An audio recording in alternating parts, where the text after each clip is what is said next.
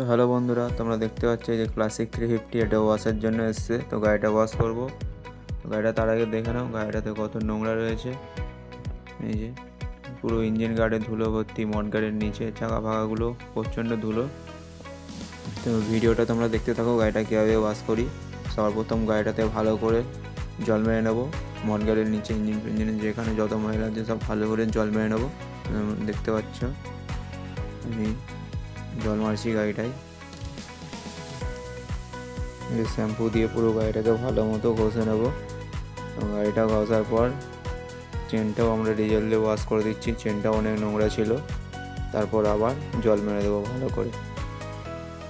তো জল মারা হয়ে গেলে গাড়িটা মুছে ফাইনাল লুক তোমাদের দেখাচ্ছি।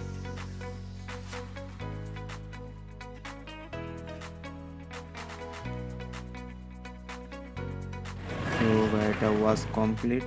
তোমরা ফাইনাল লুক দেখে নাও। গাড়িটা পুরো নতুনের মতো হয়ে গেছে।